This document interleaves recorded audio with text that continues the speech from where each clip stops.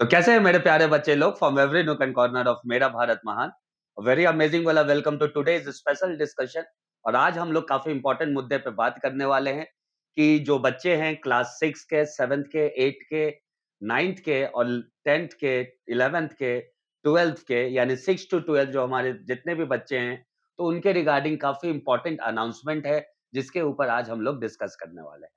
तो चलिए बच्चे लोग, विदाउट एनी डिले आज का ये डिस्कशन हम लोग स्टार्ट करते हैं। और सबसे पहले हम लोग बात करते हैं कि जो हमारे छोटे बच्चे हैं क्लास 6 से 8 में, और क्लास 6 वाले बच्चे तो अभी जस्ट 5 से क्लास 6 में गए होंगे, तो उनका बचपन तो अभी चल ही रहा है। तो 6 टू 8 वाले बच्चों में जनरली क्या देखा गया है कि उनके ऊपर काफ़ी ज़्यादा मतलब उ उस उम्र में क्या अब पेरेंट्स को करना चाहिए, कैसे अपने बच्चे के लिए सोचना चाहिए, इन सब मुद्दों पे हम लोग सर से डिस्कशन करते हैं। तो सर आप बताएँ कि ये जो हमारे छोटे बच्चे हैं 6 टू 8 वाले, तो उनको अपने लाइफ़ का जो उन्होंने सपना देखा है या शायद अभी सोच रहे होंगे, वो बच्चे तो काफ़ी छोटे होंगे, उनको पता भी नहीं होगा लाइफ़ में कैसे क्या करना है। तो इस सही पे बात आप है। कैसे उन बच्चों के पेरेंट्स के लिए आप क्या सर एक सुझाव देना चाहेंगे या मार्गदर्शन करना चाहेंगे? First of all thank you and मैं अपने तमाम दर्शकों का भी अभिनंदन करता हूँ एल्बेडो के यूट्यूब चैनल पर। और जैसा कि सर ने बताया कि अभी जो ये हमारा फेज़ है, आई मीन कि एडमिशन पॉइंट ऑफ व्यू से, तो सभी लोगों का अपना क्लास जो है अपग्रेड होता है, 6 का, 7, 7 का, 8 एंड ऑनवर्ड जो भी है। तो सभी पेरेंट्स को भी एज़ वेल एज़ स्टूडेंट्स को भी थोड़ा तो रहता है कि भाई हम कोचिंग कहाँ करें या कैसे करें, या नहीं होता है कि किन-किन बातों का हम लोग ध्यान रखें। तो इन्हीं चीज़ों को ध्यान में रखते हुए हम लोगों ने जो भी हमारे को जानकारी है या जो बोल लीजिए कि हमारे पास इनपुट है, तो हम लोग आप लोगों से शेयर करना चाह रहे हैं, सो दैट कि शायद उससे 1-2 बातों से आपको फ़ायदा हो और आपकी पढ़ाई में, या हो सकता है कि आपको अदरवाइज़ भी फाइनेंशियली भी कुछ हेल्प हो जाए और उसका आप फ़ायदा उठा पाएँ। तो इसी बातों को आगे बढ़ाते हुए हम लोग कैटेगरी वाइज़, मतलब हम लोगों ने 5 कैटेगरी में इसको बाइफरकेट करा है। पहला तो आता है कि क्लास 6, 7 और 8 हम एक कैटेगरी में रखे हैं, ठीक है? सेकंड कैटेगरी जो हम लोगों ने बाइफरकेट करा है 9 एंड 10, जिसमें से हम लोग स्पेशली बात करने वाले हैं सीबीएसई बच्चों का और आईसीएसई बच्चों का। बिकॉज़ कि बहुत सारी जगहों पर हम लोग आएँगे डिटेल में कि 9 को लेके चलते हैं, लेकिन आईसीएसई और सीबीएसई में एक वास्ट डिफरेंस होता है, ठीक ना? एनीवे, फिर आता है जो सबसे इम्पोर्टेंट आज के लिए है, वो है 10 से 11th मूविंग बच्चों के लिए, जिनका कि अभी 10th का बोर्ड का एग्ज़ाम भी चल रहा है। तो उनके लिए तो बहुत ही है, मतलब एक्सट्रीमली इम्पोर्टेंट टाइम पीरियड है।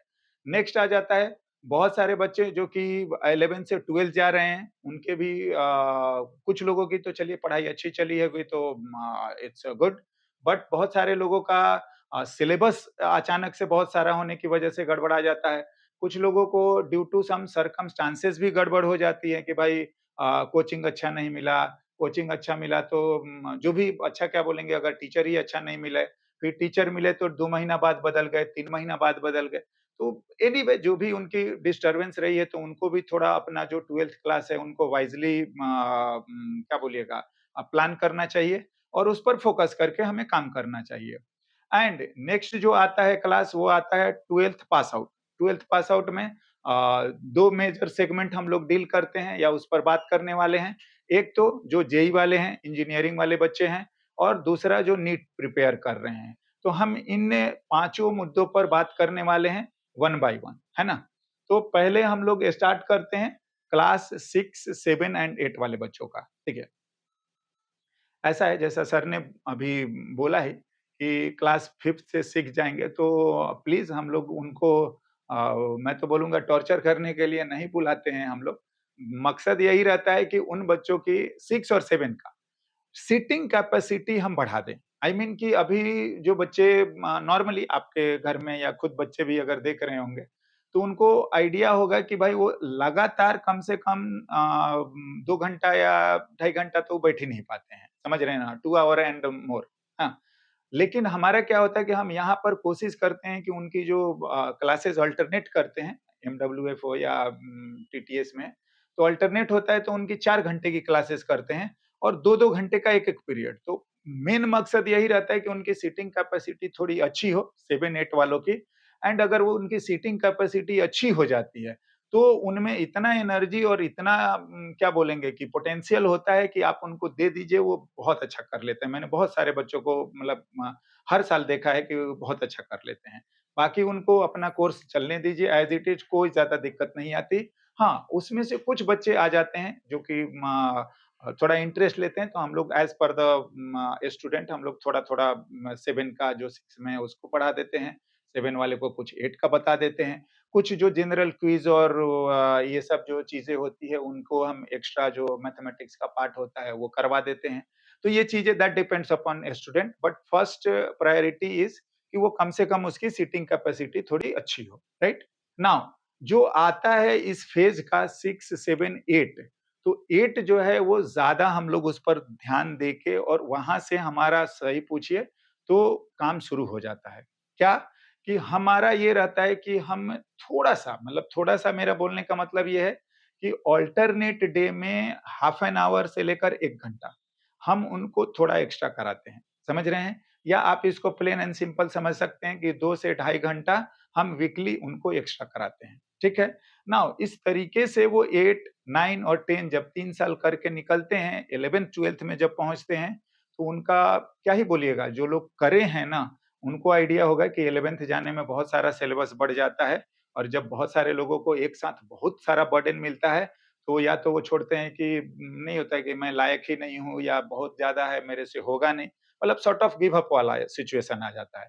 बट अगर हम जो इस प्रेशर को या बोल लीजिए कि इस हेवी लोड को अगर हम 2-3 सालों में डिस्पर्स कर दें, थोड़ा-थोड़ा बाँट दें, तो ये हमारे लिए बहुत सिंपल हो जाता है और बहुत एवरेज बच्चे रेगुलर कंसिस्टेंट वे में 8 से अगर करते हैं, तो मैं तो क्या बोलूँगा गारंटेड वे में वो जेईई और नीट क्वालीफाई कर सकते हैं, इसमें बहुत बड़ी बात नहीं होती है ना?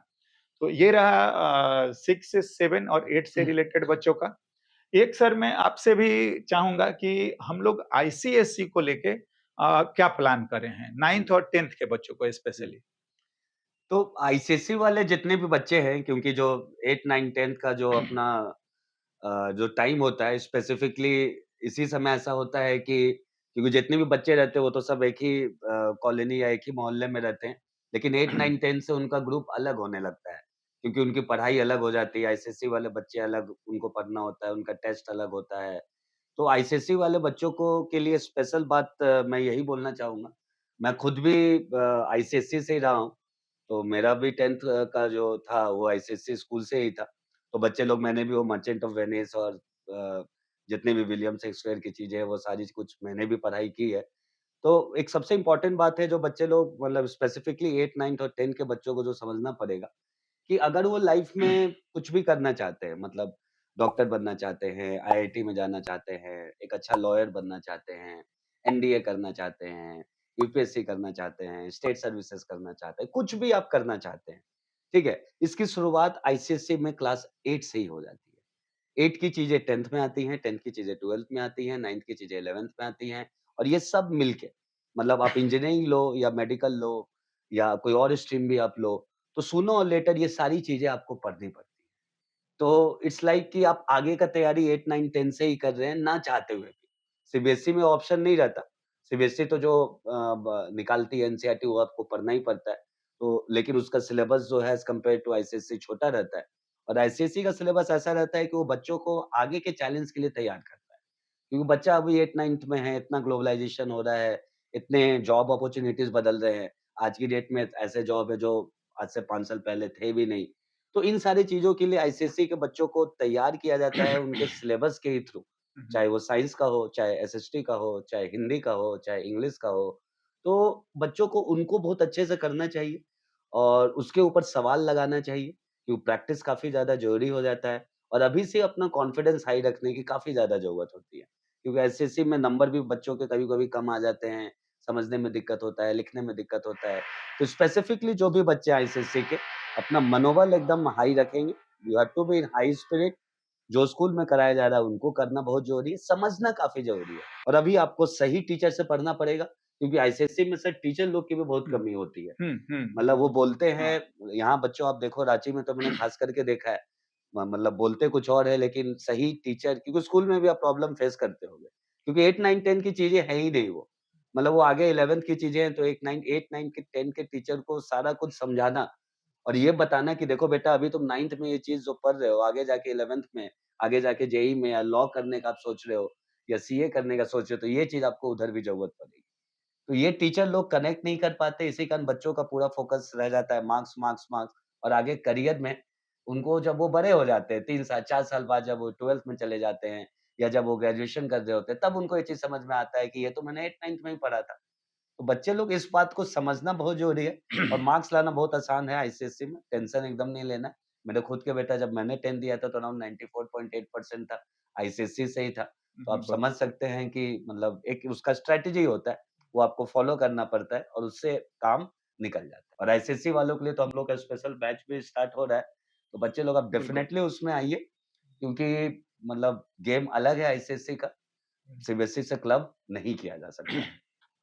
जो सबसे ज़्यादा इम्पोर्टेंट है, एक मोर और लेस मैं तो बोलूँगा कि लाइफ़ का एक ट्रांज़िशन फ़ेज़ होता है, जो 10 से 11th बच्चे मूव कर रहे हैं, है ना? तो इनके बारे में हम लोग क्या प्लान कर रहे हैं, उसको भी हम लोग डिस्कस करने वाले हैं। आप सर अपनी तरफ से कुछ 1-2 लाइनें बताइए कि क्या करना चाहिए बच्चों को? जितने भी 10th से बच्चे जो 11th में जा रहे हैं, तो अभी तो देखो बेटा जब ये हम लोग रिकॉर्ड कर रहे हैं, तो अभी तो आपका एग्ज़ाम ही चल रहा है, तो अभी तो मैथ्स का जो एग्ज़ाम है, उस पे आप पूरा फ़ोकस करें। एग्ज़ाम खत्म हो जाए, तो मतलब 1-2 दिन का ब्रेक लें, ज़्यादा ब्रेक लेने की ज़रूरत नहीं है।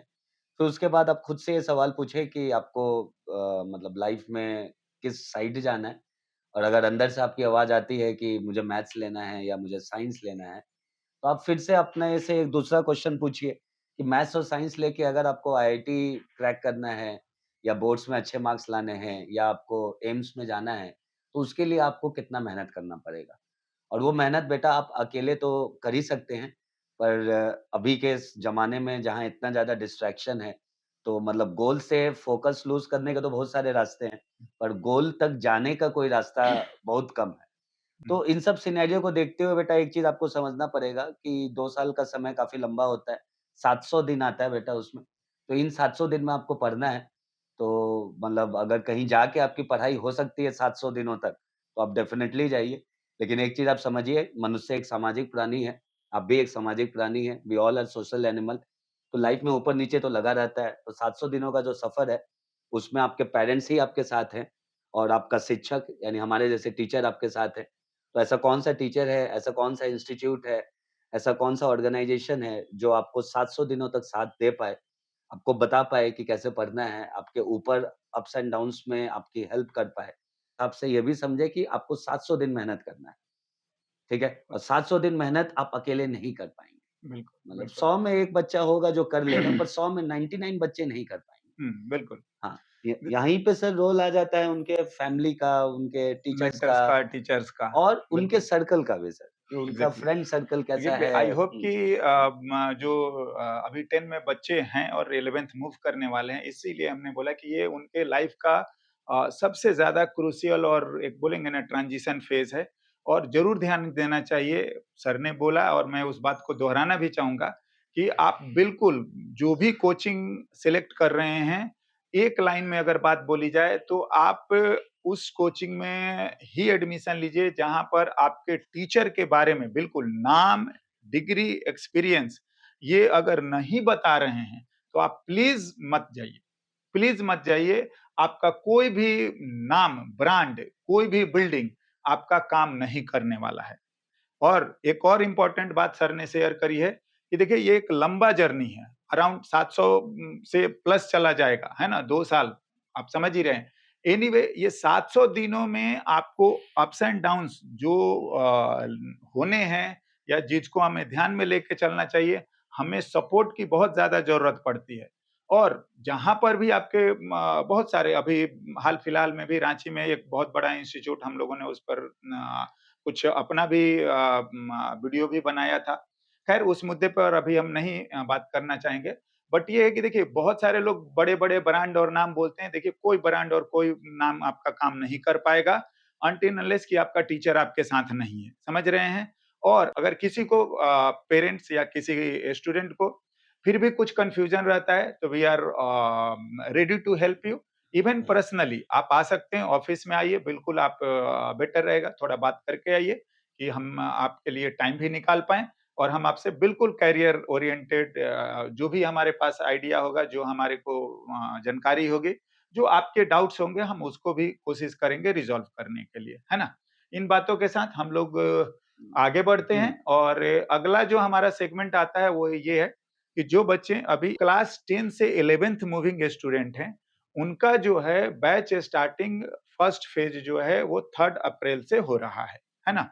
और बाकी का जो है एक रिजल्ट आने से जस्ट पहले हम लोग स्टार्ट करते हैं और एक रिजल्ट आने के बाद स्टार्ट होता है। तो this is about date starting date of class 11th batch, है ना? और फिर नेक्स्ट हमारा जो सेगमेंट है वो है क्लास 11 से 12th, हाँ। तो 11 से 12th वाले सेगमेंट भी हमारे लिए बहुत ज़रूरी होता है बिकॉज़ ऑलरेडी जो 11th है जिनका थोड़ा बहुत भी डिस्ट्रैक्टेड है, डिस्टर्ब है, कुछ अपनी वजह से भी है या कुछ हो सकता है कि ऑर्गेनाइज़ेशन, टीचर या समहाउ एनी हाउ हो सकता है।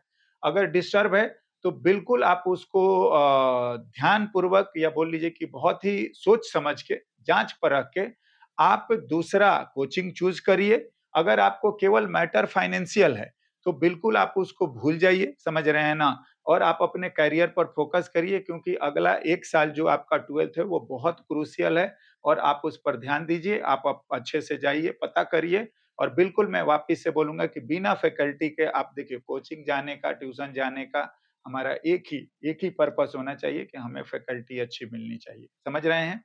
हाँ, नो डाउट मॉड्यूल्स भी होते हैं, प्रैक्टिस क्वेश्चंस भी होते हैं, टेस्ट भी होते हैं, डिस्कशन भी होते हैं। तो देखिए आप भी समझ रहे हैं आजकल डिजिटल दुनिया में ये चीज़ें आपके लिए हेडेक और हडल नहीं है। समझ रहे हैं आप इस बात को पता ही है सभी लोगों को।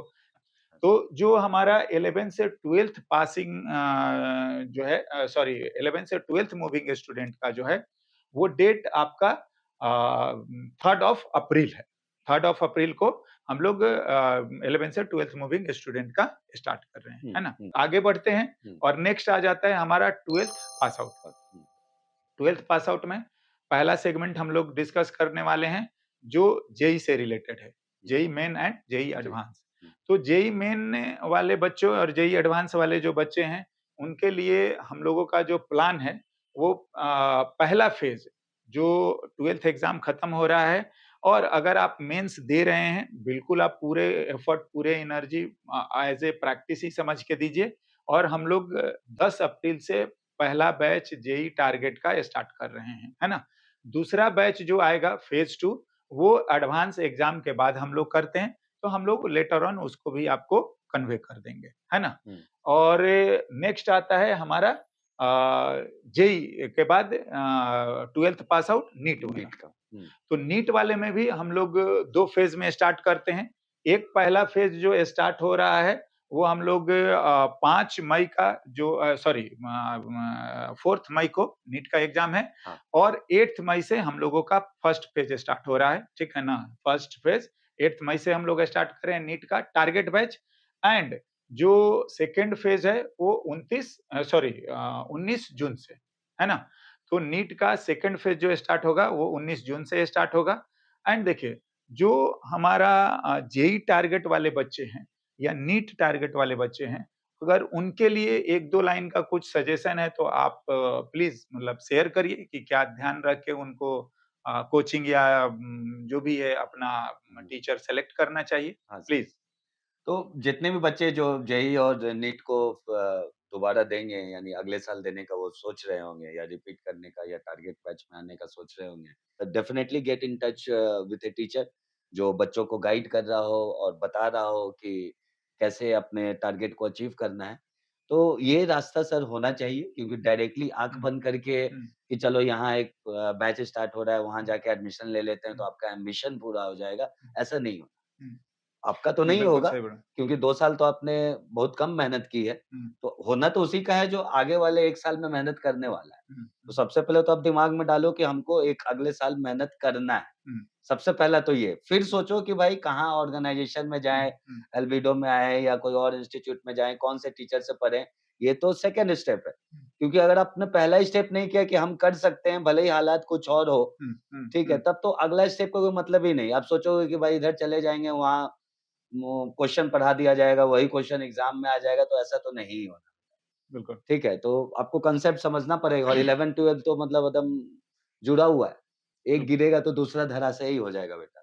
तो अपनी सही बात। मानसिक स्टेट को सही करें, फिर कोचिंग का चुनाव करें। कोचिंग का चुनाव क्या करना मतलब जिन बेसिस पे मैंने बताया उस हिसाब से आप सोचें। आपके चैप्टर्स अलग हैं, ठीक है? कोई उस बैच में जो चीज़ें पढ़ाई जाएँगी वो थोड़ी-सी अलग होंगी। हुँ, तो इन चीज़ों पे ध्यान दीजिए बेशक, हुँ, पर हुँ, इन सही जनरल बात है। अगर अपन बात करें तो ये एक अप्रोच होना चाहिए।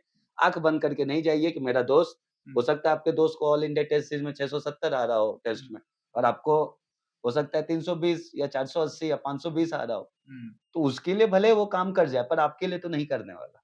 ये तो सही आप बात। जान लो, ठीक है? क्योंकि कोई भी इंस्टीट्यूट हो क्वेश्चन पढ़ा दे, वो आ जाए ऐसा होगा नहीं और क्वेश्चन की तो मतलब क्वेश्चन का तो करोड़ों क्वेश्चन है बेटा, जितने तारे हैं उतने क्वेश्चन्स हैं।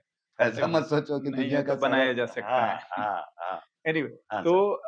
आई होप कि बच्चे लोग इस बात को ज़रूर समझ रहे होंगे और जो ऑलरेडी 11th-12th दे चुके हैं या दे रहे हैं मैं अपनी तरफ से अगर एक लाइन और ऐड करना चाहूँ, तो जो बच्चा जेईई को फ़ोकस कर रहा है ना? मेंस और एडवांस को, तो हुँ, उनके लिए तो बिल्कुल आपने सही बात बोली कि आप अपने को जाँच-परख लीजिए, तौल लीजिए कि क्या मेरे से हो पाएगा? पहला काम तो ये तौलिएगा या मेंटली प्रिपेयर करिए कि क्या आप मेहनत करने के लिए रेडी हैं? तभी आप रिपीट करें, अदरवाइज़ कोई दिक्कत नहीं है, आपको जो अच्छा लग रहा है और जैसे लग रहा है आप बिल्कुल लाइफ़ में आगे बढ़िए। मैं बार-बार दोहराता हूँ क्लास में भी और वापस से मैं बोलना चाहूँगा कि ऐसा नहीं कि हमारा ज़िंदगी केवल जेईई और नीट ही है या इंजीनियर और डॉक्टर ही है।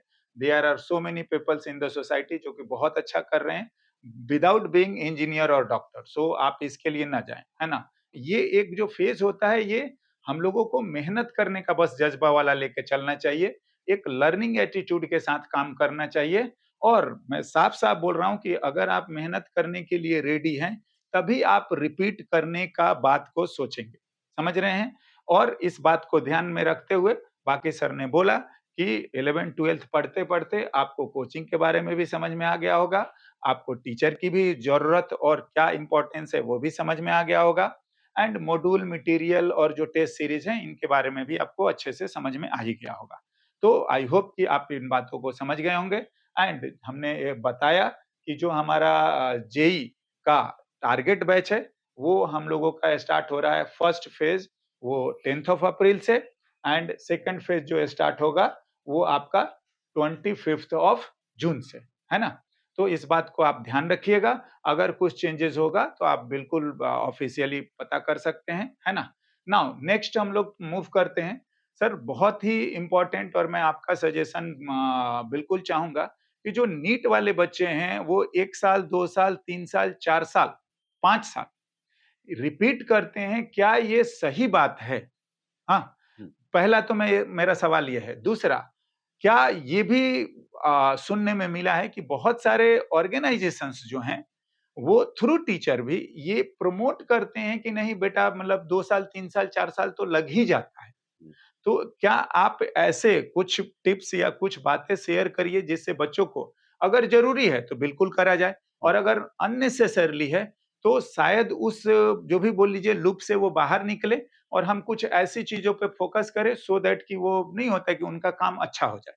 तो सर जो बच्चे जो जनरली नीट के लिए रिपीट करते हैं, तो बार-बार रिपीट करने का एक मेजर कॉज़ तो डेफ़िनेटली एनटीए खुद है, क्योंकि एनटीए ने तो ऐसा कुछ रिस्ट्रिक्शन लगा नहीं रखा है कि आपके ऊपर अटेम्प्ट्स का हुँ, लिमिटेशन है। हुँ, तो बच्चा जितना बार चाहे भी चाहे किसी ऐज का भी शायद क्राइटेरिया नहीं था, मैंने हुँ, पढ़ा था कि हुँ, भाई हुँ, 50-60 साल वाले भी लोग नीट का एग्ज़ाम हुँ, दे हुँ, देते हुँ, हैं। हुँ, तो जब NTA is the exam conducting body हुँ, तो उसने ऐसा डिसीजन लिया है तो I think everybody is free to give as many number of attempts as they want. हाँ, कुछ बच्चे सर वहाँ के होते हैं, हुँ, जो मतलब 9, 10th, 11, 12 में नहीं पढ़ अच्छा पाते नहीं हैं। कर हाँ, पाते हैं तो तो हाँ, वो बच्चे आगे जाके जब रिपीट करते हैं, हुँ, मतलब एक बच्ची थी, हुँ, पहला बार 300 आया उसको, 500 आया, 600 आया, फिर हुँ, वो 680 लाके फिर हुँ, अभी तो हुँ, बच्ची पढ़ हुँ, रही होगी हुँ, सर। हुँ, तो अगर आप उस रिपीट वाले क्राइटेरिया में हैं हुँ। कि आपको लग रहा है कि आपके अंदर इम्प्रूवमेंट हो रहा है। हाँ, इम्प्रूवमेंट आपको दिखना चाहिए और हाँ, अच्छे से दिखना अच्छा से चाहिए। मार्जिनल मतलब 300 मार्जिनल आया, दिखे। अब हाँ, 310 आ रहा है तो वो हाँ, इम्प्रूवमेंट नहीं हाँ, है ना, बेटा।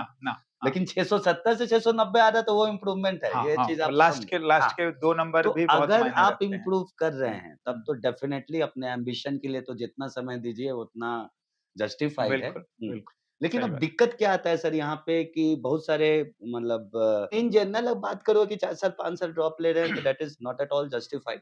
You can take the drop legally बिल्कुल, मतलब हुँ, इम्प्रूवमेंट करना ज़्यादा ज़रूरी है हुँ, और उस जाल में ना पड़ें, जो बहुत सारे लोग बोलते हैं सोसाइटी में बिल्कुल, कि बिल्कुल, धीरे-धीरे, धीरे-धीरे, धीरे-धीरे भी बढ़ते हैं जी, तो इम्प्रूवमेंट होता है। हाँ, धीरे-धीरे मतलब ये नहीं हुआ कि आज आप मतलब ड्रॉप लेने का पहला साल आप ऑर्गेनिक केमिस्ट्री पढ़े हैं, दूसरा साल फिजिकल पढ़े और तीसरा बिल्कुल, साल इनऑर्गेनिक पढ़ रहे हैं, ऐसा बिल्कुल, नहीं बिल्कुल, होता। ठीक है? तो ऐसा होना भी नहीं चाहिए, अगर आप कर रहे हैं तो प्लीज़ ऐसा डेफ़िनेटली ना करें। तो ये एक काफ़ी इम्पोर्टेंट चीज़ है सर जहाँ जो रिपीट करते हैं, तो और वहाँ पे हमारा एजुकेशन जो है, हमारी शिक्षा जो है कमर्शियलाइज़ भी होती है।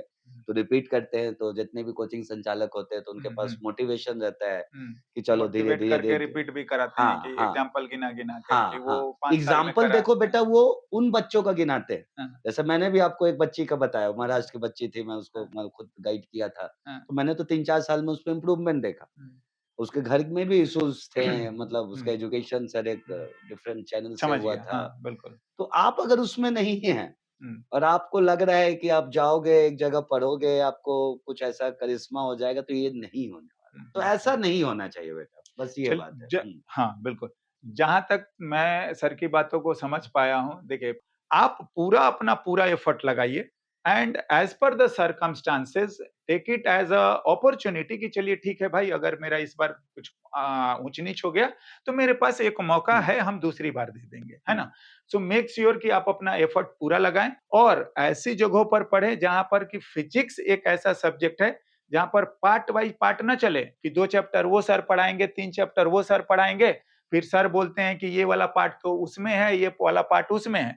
इस वजह से क्या होता है, पार्ट बाय पार्ट हो जाता है और आपका काम बिल्कुल मतलब गड़बड़ हो जाता है। तो फिजिक्स का टीचर तो आप ऐसा उम्मीद करिए कि आपका वन जो भी बोलते हैं ना कि वन शॉट आजकल जो चला हुआ है, तो वो एक फ्लो में चलना चाहिए कि एक वो ऐसा बोल सकते हैं, आप लोग तो मेडिकल की तैयारी कर रहे हैं या जो बच्चे नीट की रिपीट करना है, उनको पता है कि भाई हमारा पूरा बॉडी या स्पाइनल कोड सब जगहों से जुड़ा हुआ है। तो बिल्कुल फिजिक्स आपका पहला चैप्टर से लेकर आखिरी चैप्टर तक जुड़ा हुआ है। समझ रहे हैं? हाँ, स्पेशलाइज़ेशन ठीक है, मतलब चैप्टर का फ़ोकस ठीक है, सवाल का कैटेगरी अलग है, लेकिन मेक श्योर कि वो एक फ्लो में होना चाहिए। ऐसा नहीं कि 2-2 चैप्टर, 3-3 चैप्टर स्पेशलिस्ट, उस वजह से और ज़्यादा दिक्कत आती है ना? हाँ सर। हुँ, हम लास्टली अपने इन्फॉर्मेशन के साथ इनको वाइंड अप करना हाँ चाहेंगे। सर, हाँ। नीट का जो बैच स्टार्ट हो रहा है, हम लोग first phase 8th of May से एंड सेकंड जो है 19th ऑफ जून से, जून है से। ना? हुँ, एंड आई होप कि बच्चों को और पेरेंट्स को भी इस इन्फॉर्मेशन से कुछ फ़ायदा हो और इन बातों के साथ हम थैंक यू बोलना चाहेंगे सभी लोगों को और धन्यवाद हमारे को सपोर्ट करने के लिए। All the best. All the best बच्चे लोग। Thank you.